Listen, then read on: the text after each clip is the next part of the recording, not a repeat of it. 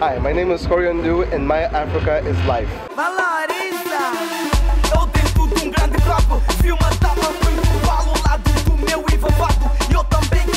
You're watching My Africa Is. I'm Nosa Garrick, and today we're hanging out with Coreon, the artist, producer, and filmmaker behind Os Kuduristas, an initiative created to showcase the Angolan Kuduro culture to the world.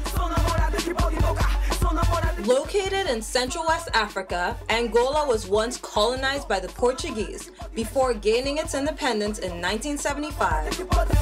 The country immediately descended into a civil war thanks to a political power struggle that was heightened by foreign intervention from the US and the Soviet Union. The Angolan Civil War eventually ended in 2002, and the country has experienced 10 years of undisturbed peace. Angola is rising from the ashes, and today it is one of the world's fastest growing economies. Kuduro music came about during the war. If you pay attention, you'll detect combat-inspired dance moves. The culture continues to grow and evolve, and has influenced international artists like Buraka Samsistema and Diplo. Coreon has been on tour with Os Kuduristas, making stops in Amsterdam, Stockholm, and Paris to organize dance battles, fashion shows, and quintals in an effort to introduce locals to Kuduro culture.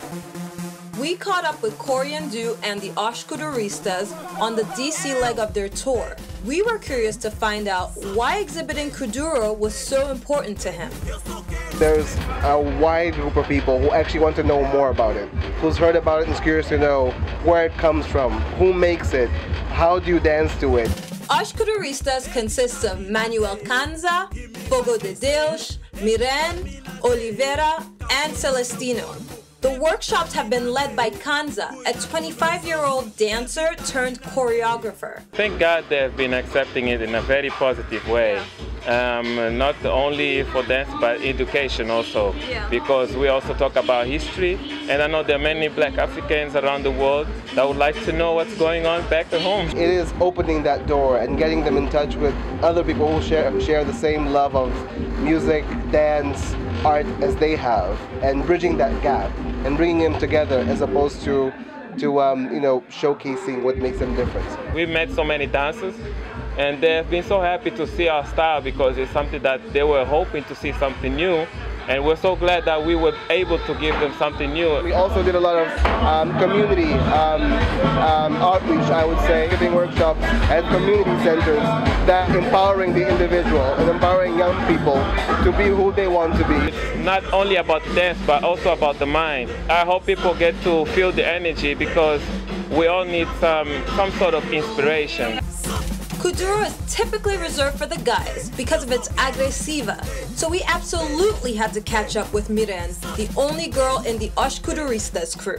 Não é muito normal, porque temos muitas poucas bailarinas Kuduro em Angola.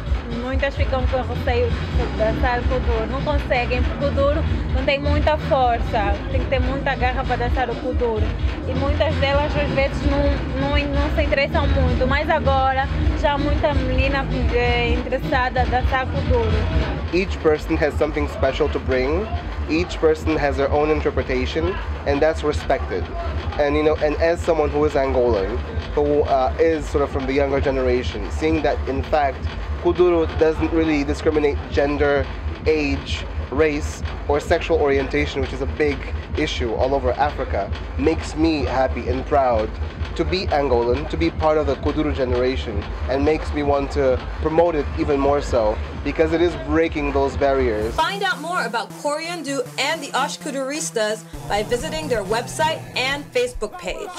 For more stories of awesome young people living, thriving, and inspiring in the African community, check in with us at myafricais.com. See you next time.